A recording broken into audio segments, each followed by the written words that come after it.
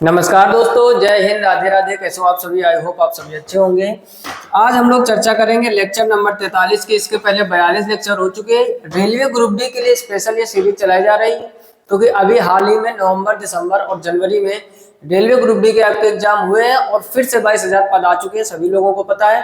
तो ये series continue रखेंगे। हर एक वीडियो में मोस्ट इंपॉर्टेंट रेलवे में ही पूछे गए क्वेश्चन प्रोवाइड कराते हैं और आज हम लोग चर्चा करेंगे त्रिकोणमिति की। सबसे पहले कॉपी पे लेके बैठ जाइए। पुराने जो भाई लोग होंगे उनको अच्छी तरीके से पता होगा, बेहतर क्वेश्चन होते हैं जो एग्जाम में पूछे जा चुके हैं। आरआरबी जेई में पूछा गया प्रश्न है। अगला आप देख रहे होगे आरआरबी ग्रुप डी 2022 में पूछा गया प्रश्न है। उसके बाद आप देख रहे होगे ये भी रेलवे ग्रुप डी 2022 में पूछा गया। अगला आप देख रहे होगे आरआरबी एएलबी सीबीटी 1 में पूछा गया। तो हर एक क्वेश्चन वही लेके आते हैं मेरे भाई जो आपका एग्जाम में पूछा जा चुका है। तो नोट करते हुए बेहतर तरीके से सीखते हुए चलिए। देखते हैं पहला प्रश्न क्या लिखा हुआ है। देखते हैं पहला प्रश्न क्या लिखा हुआ है। कह रहे cos a प्लस बी का मान ज्ञात कीजिए। आपको मान निकालना है किसका? cos a प्लस बी का।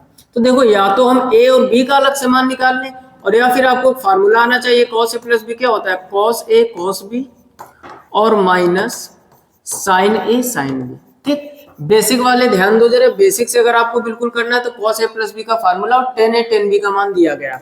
यहाँ पर आप देखोगे गौर से tan a का मान दिया गया है कितना? 3/4। तो आप यहीं से देखो tan थीटा क्या होता है? लंब बटे आधार। एक छोटा सा ऐसे फिगर बना लेंगे। थोड़ा सा चीजें स्मार्टनेस तरीके से करने सीखो। यहाँ पर a मान लो tan थीटा बराबर लंब, लंब हो गया 3, आधार 4, तो कर्ण कितना आ जाएगा? 5। आगे दूसरी वैल्यू क्या दी गई है? tan बीटा बराबर या tan b बराबर। tan b बराबर दिया गया है 5/12। tan थीटा फार्मूला चेंज तो होगा नहीं, लंब बटे आधार ही रहेगा। फिर से फिगर बना लीजिए, ये कोण भी मान लो। इस बार लंब हो गया आपका 5, आधार हो गया 12, तो पाइथागोरस प्रमेय से कर्ण आ जाएगा 13। दो छोटे छोटे फिगर हम आपको अभी समझाते हुए चल रहे हैं। फिगर बना के आप मन में कैलकुलेट करोगे। यार ये 3/4 है तो समझ जाओ कर्ण 5 आएगा। ये 5/12 है, कर्ण 13 आ जाएगा। ट्रिपलेट्स याद होने चाहिए और ट्रिपलेट्स बेहतर करने के लिए जो हमने ट्रायंगल की सीरीज पढ़ाई है, 5 से 6 लेक्चर पढ़ाया, आप एक तरफ से विजिट कीजिए। कितने प्रकार के त्रिभुज होते हैं, ट्रिपलेट्स कैसे बनते हैं, और नंबर के कैसे इवन नंबर के बनते हैं, हर एक चीज सिखाई हुई है। अब यहाँ पर आप समझो, हमें जिसकी जिसकी जरूरत है फटाफट से निकाल लो मान। हमें जरूरत है cos a की, हमें जरूरत है cos b की, और इधर हमें जरूरत है sin e की, और आगे जरूरत है sin b की। तो cos a क्या होता है? वैल्यू आपको आने के पहले लाल बटे कक्का या पाकिस्तान भूखा प्यासा हिंदुस्तान हरा भरा वाली ट्रिक हमने वहां सब कुछ सिखाया है। cos a हिंदी में क्या होता है? आधार बटे कर्ण, और यहाँ पर भी क्या हो जाएगा? आधार बटे कर्ण। साइन क्या होता है? लंब बटे कर्ण, और यहाँ पर भी क्या हो जाएगा? लंब बटे कर्ण। बस वैल्यू आप रख लो। ये यहाँ पर देख रहे होगे a है और यहाँ पर भी है, तो a वाले से जब मान निकालोगे, a वाला फिगर ऊपर है, आधार इसका कितना दिया गया है? 4, कर्ण दिया गया है 5।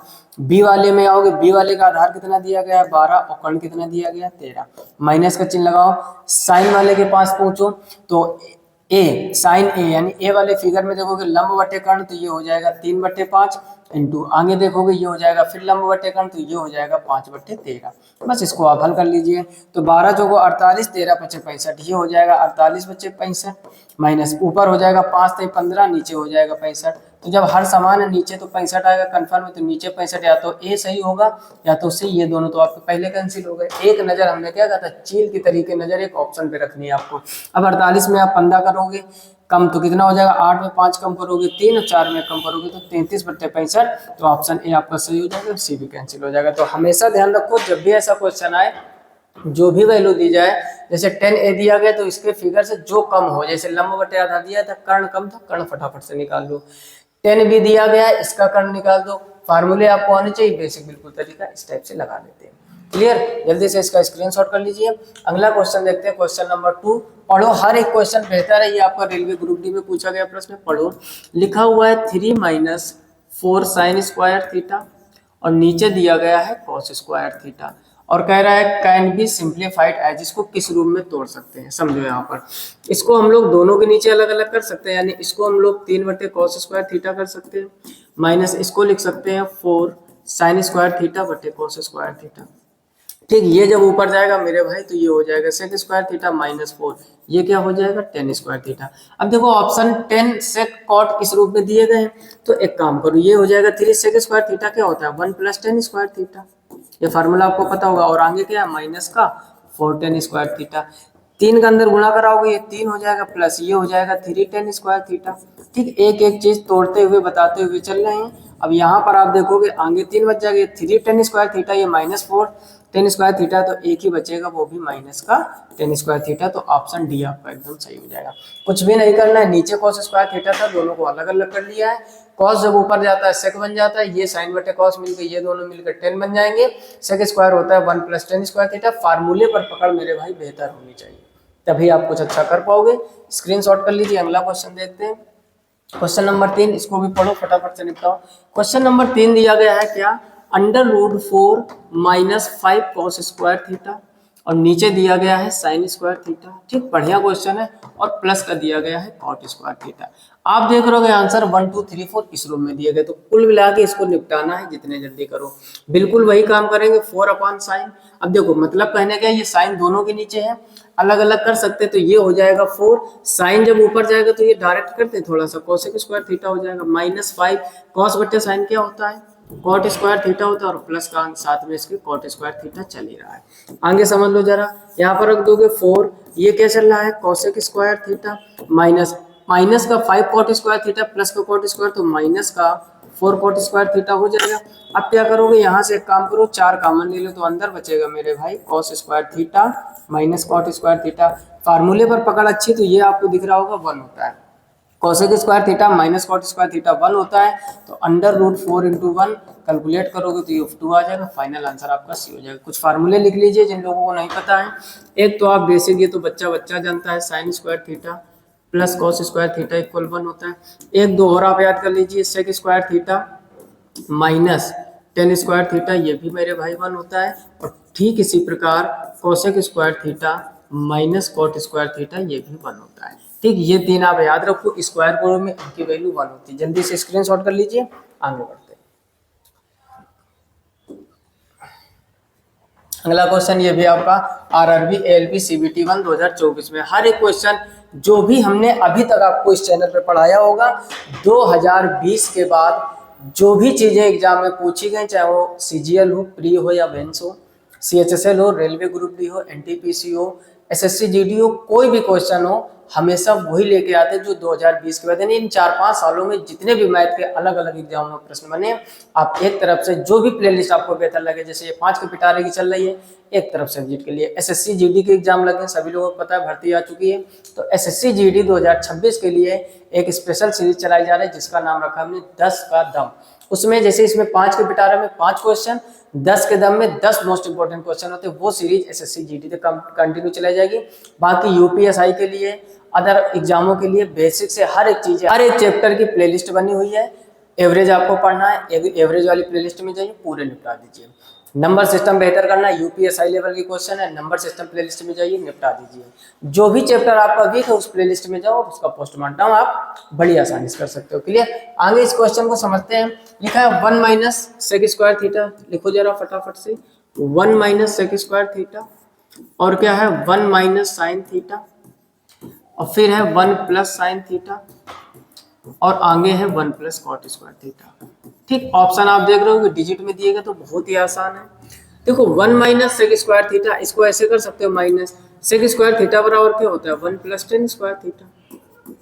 अरे उसी से निकला, अभी क्या बताया था, sec square theta minus tan square theta, ऐसे समझो। अभी अभी हमने एक फार्मूला लिखा था, sec square theta minus tan square theta equal 1, इस tan को उठाकर मेरे भाई इधर कर दो, तो क्या हो जाएगा sec स्क्वायर थीटा बराबर 1 + tan स्क्वायर थीटा। वही फार्मूले इधर उधर पक्षांतर करके बस नए नए फार्मूले बनते रहते हैं। ठीक, और आगे आप देखोगे 1 - sin theta 1 - sin theta 1 + sin theta, यहाँ वर्गांतर बन जाएगा। अरे ये भाई ये फार्मूला होता है, जिन लोगों को समझ में आ जाती बात, बहुत ही अच्छी बात है। और ये फार्मूला आपने कक्षा 6, 7, 8 में पढ़ा होगा, a² - b² a + b a - b, तो वही तो किया, a - b a + b। और अगले में क्या 1 + cot स्क्वायर, अब ये होता है मेरे भाई cosec स्क्वायर के बराबर, नहीं पल्ले पड़ा। अरे यार इधर देखो, अभी एक फार्मूला लिखा था हमने, cosec square theta minus cot square theta बराबर 1। तो अगर ये cot स्क्वायर माइनस का उधर ले जाओगे प्लस का हो जाएगा, तो cosec स्क्वायर थीटा इसकी जब लिख सकते हैं, माइनस का अंदर गुणा कराओ, तो ये हो जाएगा 1 - 1 माइनस का tan स्क्वायर थीटा। आगे 1 - sin स्क्वायर थीटा मेरे भाई होता है cos स्क्वायर थीटा, और ये आपका cosec स्क्वायर थीटा। ये नीचे लिख रहे थे, जगह कम थी, आगे है इसके बगल में मल्टीप्लाई में, इससे ये कट जाएगा। समझो।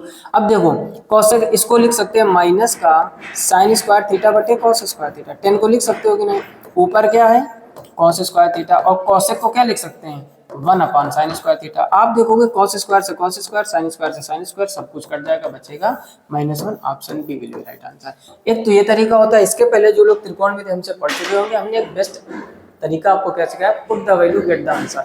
आप 0, 30, 45, 60, 90 जो भी मान होते हैं, लेकिन ज्यादातर हम लोग 45 रखते हैं, 45 से ना बने तो 30 और 60 रखते हैं, फिर उससे ना बने तो 0 और 90। तो मेन मुद्दा हमारा रहता है 45 रखने का, उससे भी आप कर सकते हो, 0 से भी आप कर सकते हो, उसको बोलते हैं put the value get the answer method. लेकिन उससे बेहतर मेरे भाई आप बेसिक से जब भी मैथ लगाने बैठो, जब भी प्रैक्टिस करने बैठो, तो आप बेसिक से लगाओ, उसके फायदे हम बता रहे हैं। एक तो कैलकुलेशन बेहतर होगी, दूसरी बात फार्मूले बार बार रिवीजन होंगे, तीसरी बात बेसिक से जुड़े रहोगे तो शॉर्टकट ऑटोमेटिक आने लगता है।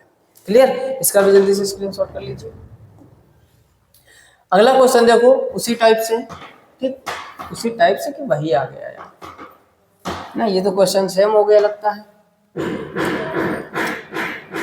ओहो रिपीट हो गया क्वेश्चन, ठीक है मेरे भाई, तो ये क्वेश्चन रिपीट हो गया, सेम वही आप पढ़ लोगे।